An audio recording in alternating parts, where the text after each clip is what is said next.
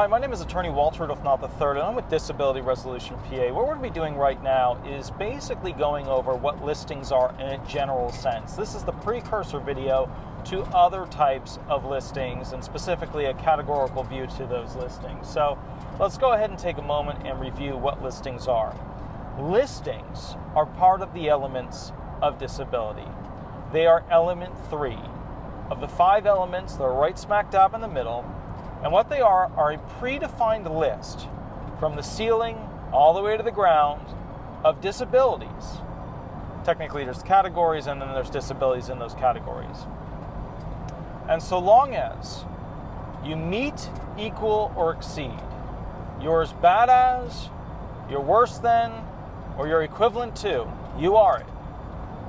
So long as you are that bad, you meet, equal, or exceed one of those listings, then you will be found disabled at element 3 of the 5-step sequential process. Now think about that for a moment. How powerful are these listings for Social Security disability benefit purposes? Listings are like a special magical disability door. You don't have to go to element 4, and you don't have to go to element 5 if you meet, equal, or exceed a listing. You complete the elemental analysis at element 3, and that's it. You don't have to go any more forward. You don't have to go and do any more tricks with vocational reviews. That's it. We know that you're disabled. So, you do your element 1. Element 1 is, okay, can I go ahead and basically, can I work and earn over, let's say, just for simplified purposes, $1,220. Okay. So if you can't work and earn $1,220 in 2019 or 2020 or 2018, whatever year you're in, you just look up whatever the SGA amount for that year is. Then you get past element 1. But remember, if you're earning close to that amount, right, then the SSA is just going to say, they can work a little bit more, they'll get over it, they'll be fine. That's why most people who are currently working and applying for disability benefits are very unlikely to be found disabled. So let's say you get past element 1 because you're earning way less than that $1,220 a month. I know it's a very small amount, but I didn't set up the system. Let's go to element 2. Your disability has to be severe. There's a lot of definitions on that, but bottom line, severe in the practical application purposes means, will the disability last 12 months? Or will it be terminal? Or has it already lasted 12 months? So 12 months. Think element 2, 12 months, or I'm going to die from it. All right, element 3, the listings element. This is where we look to see whether or not you meet, equal, or exceed a listing. Examples of listings could include depression. They could include PTSD, and there's a whole plethora. There's a way more of the physical ones than there are mental ones. But they fit into these categories. And these categories are split up in a really simple way, the way that you would expect them to be split up. So let's talk about what some of those categories are. That way you've got somewhat of an idea as to what you need to know for how this works, okay? All right. So you've got the 1.0s, the musculoskeletal listings. All right. Musculoskeletal, it's exactly what it sounds like. Examples are going to be your muscles. Examples are going to be ligaments, joints, connective tissues, things like that, musculoskeletal.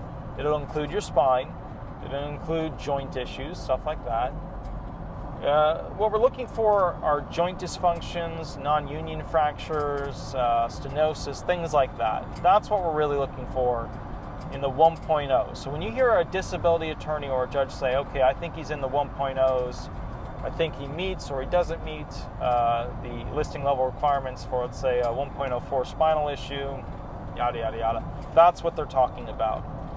And just to reiterate, the reason why these disability listings are so powerful is that they're kind of like your, chutes and ladder game. You automatically get a ladder to the end of the game to be found disabled if you meet, equal, or exceed a listing. And you don't have to do element 4, which is your past relevant work, the work you did within your past 15 years to see if you could do it. And you don't have to do element 5, which is essentially can you do RTSW, relevant transferable skilled work, or unskilled work. If you're not sure what these elements are, look up a video for the 5-step sequential process. That'll help you out with that. Okay. The 2.0s. 2.0 listings. Those are your special senses in speech. And when you think of that, I want you to think of like, eyes, ears, nose. Those are your special senses. Okay. Mouth, balance, language, fluency ability. We're going to be looking at, are you blind? Are you mute? Are you deaf? Things like that. When it comes to those particular items, they're looking to see essentially, how well can you see? Is your visual field instead of this? Is your ability to see distance, very, very limited and it can't be fixed and you need it for the types of jobs that are in the national economy? Is it a situation where you're blind? Is it a situation where you're unable to speak and communicate and therefore find a job that would allow you to earn money? So those are your 2.0 special senses listings. Okay. Now let's go to the 3.0s. The 3.0s are the respiratory system. All right, so what is the respiratory system about? That's about your lungs, your nose, your oral cavities, pulmonary blood vessels, etc. Think of this category as more of your asthma or your COPD or your lung transplant category. Those are kind of the biggies you want to look for with that particular category. And remember, I'm making this video so that you, the average Joe, the average Joe S, can go ahead and figure out the very basics of how this stuff works. This is extremely complicated stuff. It's not meant for the average Joe to be able to understand, but I'm trying to put it in simple, very relaxed terms so that you can kind of understand what this means. Let's take a look at the 4.0s. The 4.0s are your cardiovascular system based listing. So what we're looking at are veins, arteries, heart stuff, heart attacks, aorta, circulation, circulatory issues, heart failure, heart transplant, arrhythmia issues, aneurysms. Think heart stuff. Think tubing. The tubing to the heart, the tubing away from the heart. Think about that stuff. Okay? That's your cardiovascular system. That's your 4.0 listings. 5.0. Think about 5.0s as your digestive system. That's your liver, your intestine, your stomach, your rectum, esophagus, that kind of stuff. What we're looking for here is, okay, do you have IBD? Do you have liver disease? Do you have SBS? Do you have gastrointestinal issues? Those sort of issues, okay? Okay. Let's look at the 6.0 being genitourinary disorders. Pretty simple: bladder, prostate,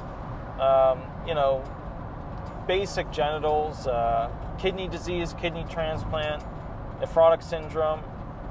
Let's say they have to go to the bathroom all the time, urinary incontinence, urinary urgency. These are things that essentially fall into that particular category for the 6.0 genitourinary disorders. Let's go to the 7.0s. Hematological disorders, that's blood. That's just all blood stuff. So you got marrow, are you anemic, white blood cells, red blood cells, sickle cells, stuff like that. Think of like sickle cell disease, bone marrow issues, any blood disease. Think about that sort of stuff, okay? Then you've got your 8.0 skin disorders. All right, what are 8.0 skin disorders? So obviously it's your derm, your derm situation. Skin, tongue, dermatitis, burns.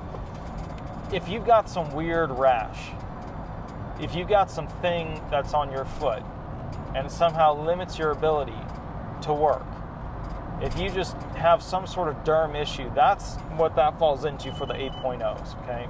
And what that little blinking yada yada sound is actually people cutting in front of me on my drive to Tampa for a hearing. So as you can imagine, I'm actually driving slow and they're just jumping right in front of me. 9.0 to be correct. Endocrine disorder, that's your gland disorders. A lot of you guys don't fall into those, but they do pop up from time to time. Diabetes, mellitus, but that's going to be really bad. Hyperglycemia, general gland disorders, adrenal gland disorders, thyroid glands, your gland disorders. That's your 9.0s. 10.0s, congenital disorders. Okay, so you've got Down syndrome. The condition was present at or before birth. You have birth defects. We're talking about like Down syndrome, chromosome issues, that kind of stuff. All right. 11.0 neurological disorders. That's brain stuff. Brain, spinal cord, nerves, lumbar, epilepsy, brain tumors. It's the classic one. MS, multiple sclerosis, cerebral palsy. Those are all your classic ones that fall into your 11.0 for your neurological disorders. Then you have your 12.0s. That's your mental disorders. That's your anxiety, depression, PTSD. That's your all kinds of things. Bipolar, schizophrenic. Let's see. Basically all the mental ones fit into that one that are like of the mind. Okay, so that's your 12.0 mental disorders. 13.0, it's your cancers. Breast cancer, lymphoma. You get a lump somewhere, something spread into your lymph nodes, etc. If you're a smoker, lung cancer. 14.0s, 14.00, it's your immune system disorder. So, lupus, sclerosis. They look at all kinds of things with that. They look at your appendix, they look at your tonsils. All right, so now for adults, there's all these, which we just went over, categories of listings.